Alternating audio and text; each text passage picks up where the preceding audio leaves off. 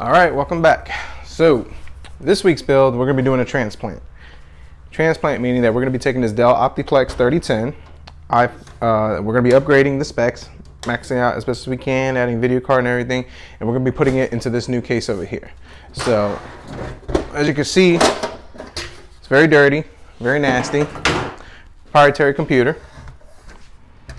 Small form factor power supply and all these specialty little connectors, but doing some research online, checking the forums, we can actually take this computer and put it into a modern day case which has better upgradability. We can also add a video card to it for better gaming, put a better power supply so we can get more performance out of it. So that's what we're going to do. We're going to ditch this small, old, nasty case and we're going to put it into this case over here. So we're going to clean this up. Let's move this out of here, take this out of the shot. And we're going to open up this new case. So initially this video was supposed to be done last week, but of course shipping and handling doesn't mean too much nowadays. I ordered this case off a company that I'll leave nameless. I'm not going to say any names, but I'll leave them nameless. And when they shipped it to me, the case was damaged. I mean, extremely damaged. So I think it was actually used in another project and they just sent it to me, whatever. Well, I contacted the company, and of course the company gives me the runaround. Oh, we have to wait 3 to 5 business days, process your RMA, blah, blah, blah, this, that, and the other. Long story short, a week and a half later, I finally get my case. Yeah, so much for customer service. Needless to say, I will not be ordering from them again, but that was not a fun, enjoyable experience. So now that we got this open, take this out. See if we get this better in the shot right over here.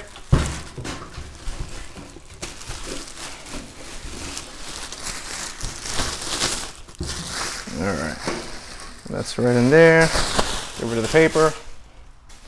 All right, so DIYPC Solo T2 BK.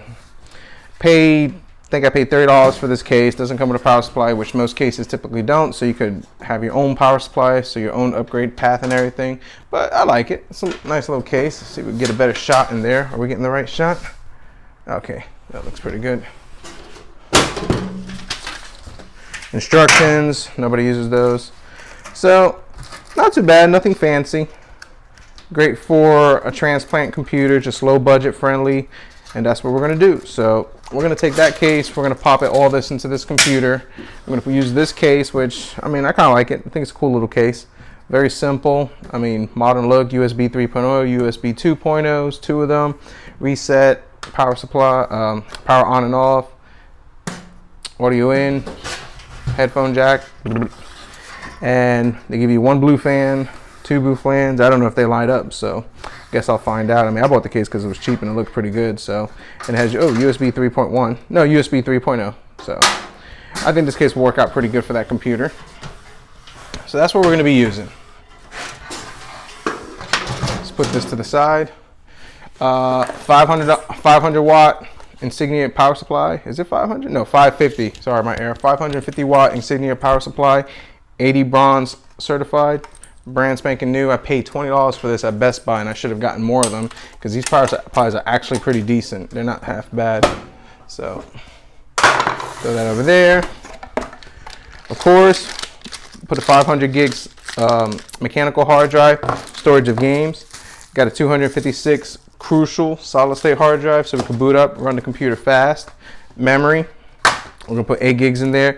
Our CPU that we're going to use to upgrade that computer, an i5-3570, clocked at 3.4 gigahertz quad core. Pretty good CPU. And for our video card, we're going with this Asus GTX 760. Still pretty good video card and should be able to get people into entry-level gaming. So it wasn't too bad for the price. So I think into that computer, I'm only into it maybe, I paid $4 for the computer with that, but that came with a mouse, monitor, keyboard. $20 for the video card. $10 for this, so 20, 40, 60, 70. 10 for this, 80. 10 for this, 90. And I paid 20 for this, so $110. Plus the case, $30 for the case, so $140. So $140, budget entry level 720p, 1080p gaming computer. So that's what we're gonna go with. Oh, not to mention this, so $20 for the power supply, so $150 for this, which is still not bad.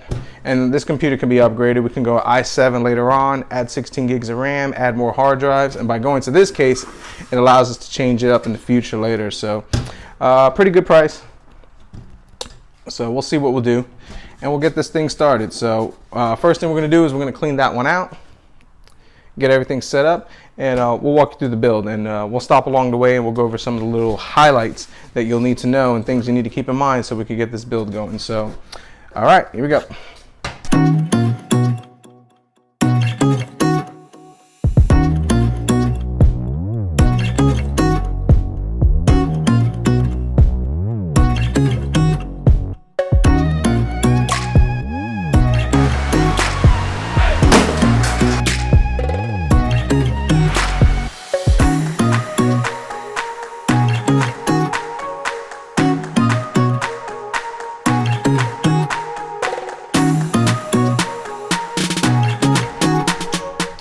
All right, motherboard removed. I'm gonna put a brand new battery in it. They're cheap insurance.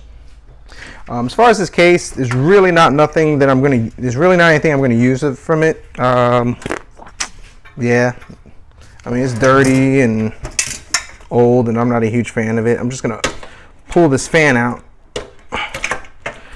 because these old fans are actually pretty good to have extras of. So I'll probably keep this fan. I think it's an 80 millimeter fan, and it's not proprietary to Dell, so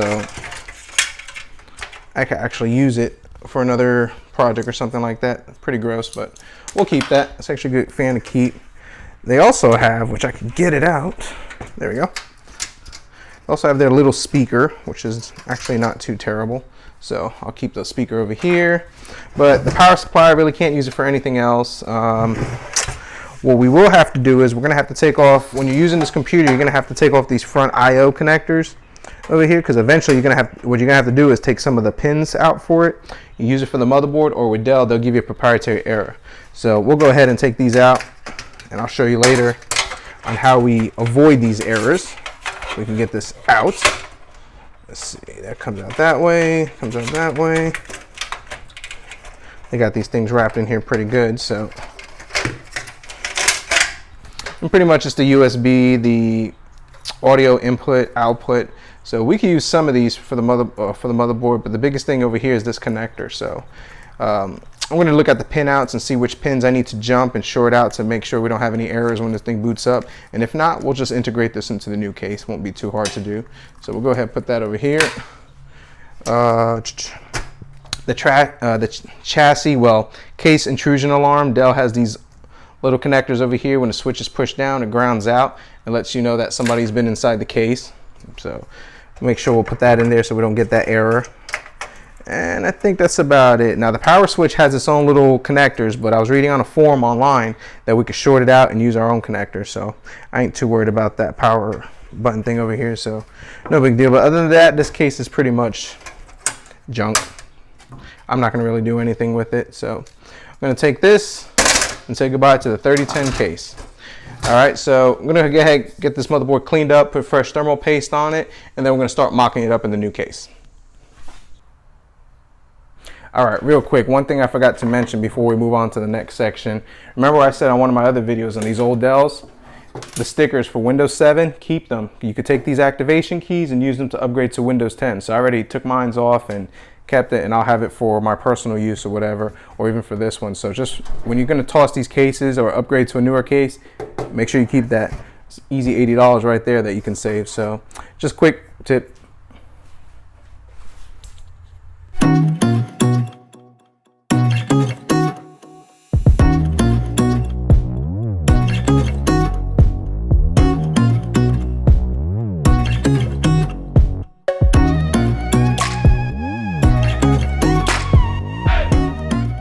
All right, real quick, just want to show you on the motherboard. If you look, these Dells, where'd I have it? Right over here.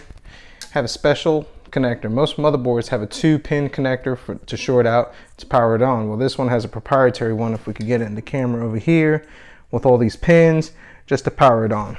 Well, the trick to bypass this is if you look over here. Let's see if I can get that in the camera. If you look on this top right corner over here, And if you look at the pins all the way far to the right, if you just plug the power switch into these 2 pins and then short out the 2 pins next to it, and I'll put a link in below to the diagram for it, that allows you to actually use a regular power switch for it. And then what we're going to do next is I'll put a diagram below. If you look at the disc, this is where the hard drive light, the reset switch, all that stuff comes in right over here. I have a diagram that'll show which ones to short out and where to plug them in, so I'll link that in below. And by having that information, I'll be able to put it into this case over here. So got the CPU mounted. We're going to go ahead and put a battery in here, move on, and then we should have this thing running. Now, another thing to keep in mind with these Dells, when you take them apart, make sure you keep the I/O plate over here shielded, because you're going to need that to put it into the motherboard. That's what's going to cover it up and line everything up. So before I move forward, just want to show real quick. Now, this motherboard, like I said, this came from a Dell Optiplex 3010, and I don't know if I can get this in shot real good. It's kind of hard to shoot it by myself and drop all that junk everywhere. But as you can see, I don't know if you can see, but everything kind of lines up. If you look at the screws over there, you're going to see how everything lines up pretty good. It fits. We'll put in the I/O shield, and then we should be able to mount it in. So we're going to get this mounted. We're going to keep recording while we do it and just do that whole montage thing or whatever. And we'll show you the final product. So like I said, this has been pretty easy. Nothing proprietary to this one. Certain Dells do have special power supplies that you only have to use theirs, but this one uses a regular ATX power supply. Now, if you do run into a Dell motherboard that does have a special power supply pins that work. I know Lenovo does it, some HP does it. You can actually get on eBay and even Amazon, and you can actually search for adapters to use traditional power supplies, such as these adapters, and these adapters. So let's get finishing.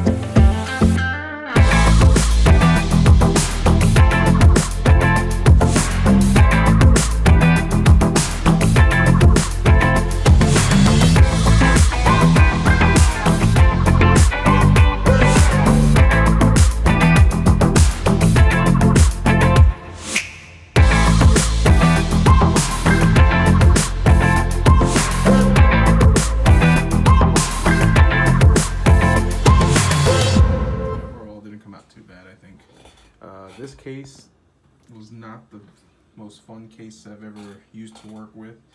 Only issue is the cable management was just pretty much horrible. I mean, this was very limited on where I could route these cables and I can attach, and even the back has shallow storage. So, but considering that this doesn't have a window, you won't see it. In fact, it just has the vent holes for it. So it's gonna look something like that. If I can get that in there. Yeah, it's gonna look something like that closed up, but the front looks pretty good. I like it. I'm especially fond of the blue light.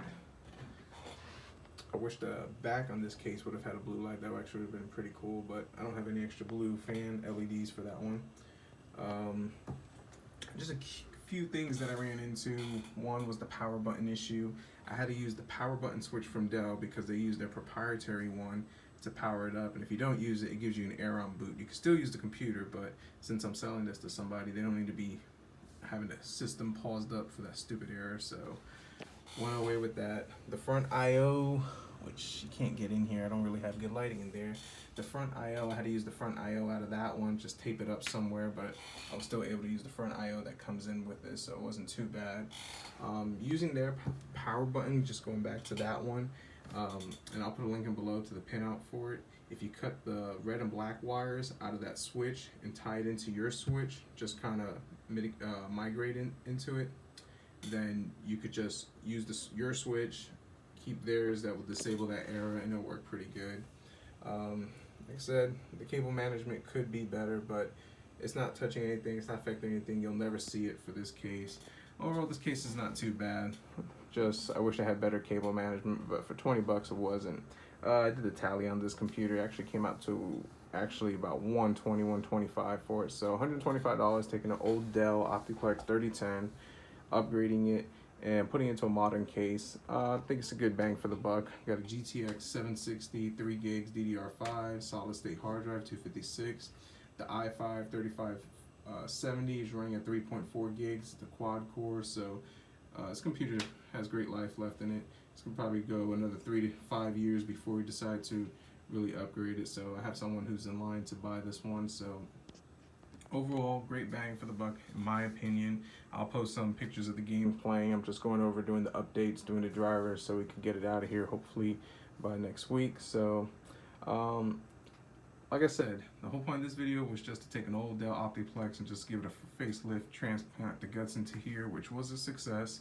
Now that small ugly Dell is upgradable. I mean, this thing still, we could probably push it to an i7 third gen, put in an RX 470, 570, or some GeForce video card in there that's a lot more powerful than this one. So this computer is actually not limited, so we can actually go forward with it a little more if the buyer decides to. He says, hey, he wants to upgrade this, then the other, we can do it. So, and I think that's the point of taking these old Dells. At least in their cases, you're limited on the type of video card you can use and type of power supplies and everything. But with this, I mean, everything now is customizable. So worked out great.